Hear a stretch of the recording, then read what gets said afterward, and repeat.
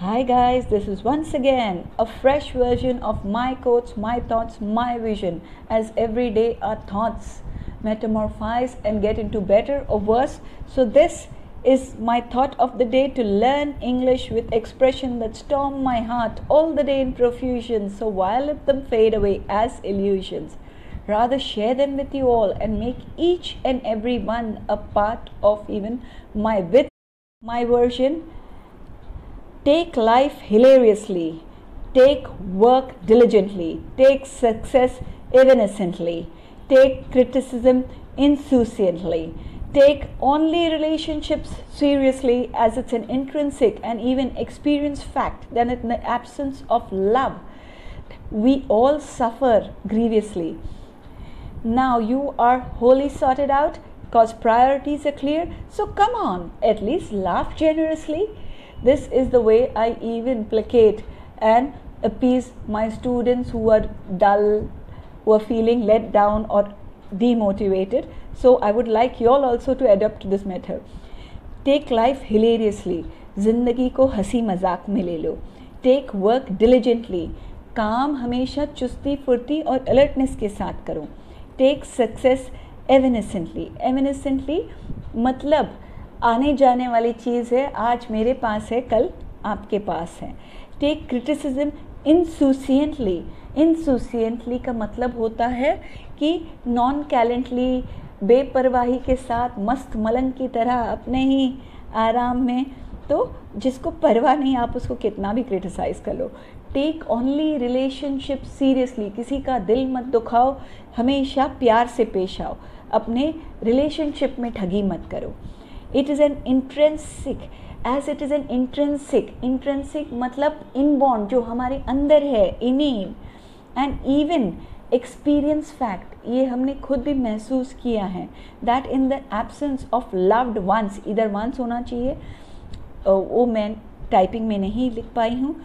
हमारे जो प्यार करने वाले हैं उनके एब्सेंस में हम सब बहुत ज़्यादा रोते हैं, ग्रीवेंस करते हैं. नाउ अभी आपको पता चला कि ज़िंदगी कैसे जीते हैं. आप ऑल सॉर्टेड आउट हो, क्योंकि प्रायोरिटीज़ आपकी क्लियर है. सो कम ऑन, अभी हंस लो, मजाक कर लो और हंसो generously. So this was the thought for the day. We move on to the next. What really matters. Affection matters because afflictions and affectations shatter. Peace matters because anxiety batters.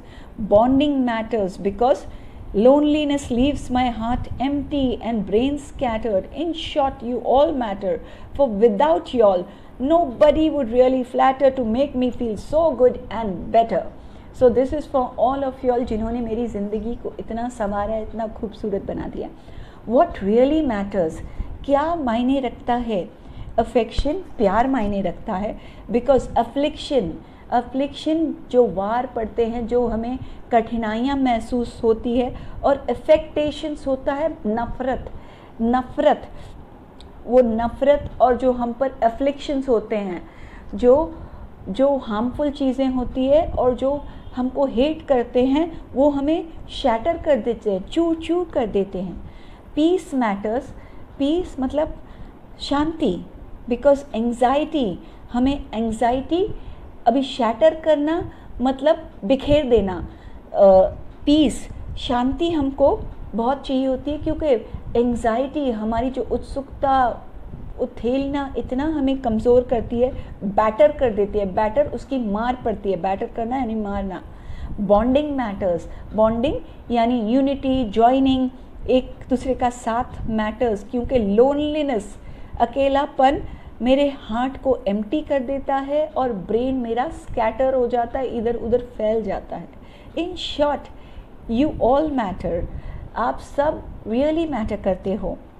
For without y'all, nobody would really flatter. कोई मेरी दूसरी तारीफ, झूठी भी तारीफ नहीं करता. To make me feel good and better, तो आप ही एक हो जो मेरे कला को पहचानते हो या मेरी झूठी भी तारीफ करते हो. Thank you so much. Thank you folks. I am a narcissist and I agree, self-obsessed person.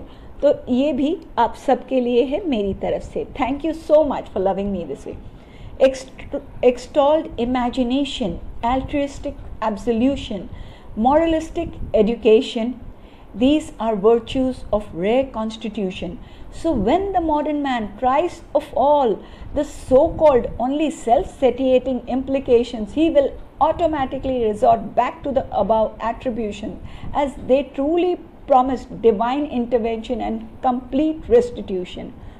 तो एक्सटॉल्ड इमेजिनेशन, एक्सटॉल करना यानी रेवरेंस देना, रिस्पेक्ट करना, वो इमेजिनेशन, वो लेवल की. एल्ट्रियोस्टिक, एल्ट्रियोस्टिक मतलब दाता के जैसे देने वाला, बिल्कुल दिल से जो एब्सोल्यूशन है, माफ़ करने वाला, दिल से जो माफ़ करे, बिल्कुल खुशी से, दिल से, प्यार से, जिसका हाथ छूट हो माफ़ी देने में. मॉरलिस्टिक एजुकेशन, जो आजकल हमारी एजुकेशन है वो एकेडमिक है, उसमें अगर मॉरल्स पढ़ जाए तो क्या बात है. दीज आर वर्चूज़, वाइसेस होते हैं हमारे बैड डीड्स, वर्चूज़ हमारी जो अच्छी अच्छी क्वालिटीज़ होते हैं उन्हें हम virtues. Are rare constitution, constitution वही नहीं होती है जो मेमोरेंडम पार्लियामेंट में बनती है, कॉन्स्टिट्यूशन बनावट होती है. तो are rare constitution. So when the modern man tires of all the so-called self-satiating implications, जब होशियार आज के ज़माने का आदमी थक जाएगा अपनी इतनी मशीनें ला कर अपने आप को और उनमें फंसा कर, वो ऑटोमेटिकली वापस चला जाएगा इन अबाव एट्रीब्यूशंस. एट्रीब्यूशंस में क्या है, आपके जो हाव भाव हैं, आपकी जो सच्चाई है, उनमें वो फिर चला जाएगा, क्योंकि यही प्रॉमिस करते हैं डिवाइन इंटरवेंशन, क्योंकि खुदा इनमें बसता है तो खुदा इनमें इंटरवीन करता है और कंप्लीट रेस्टिट्यूशन, मतलब सब सिचुएशन को नॉर्मल लाने के लिए. I hope you are understanding and I am not disturbing और bothering you all too much. Please give your feedback, review and let me know how you are taking these lessons. If you are not liking, I shall stop them, but if you really like and appreciate, I will gladly continue. A big thank you from Unacademy, the platform that not only launches and supports but even sees to it that they promote their educators in the best possible manner. Thanks to you all guys, and even to Unacademy, a big cheers. Thanks.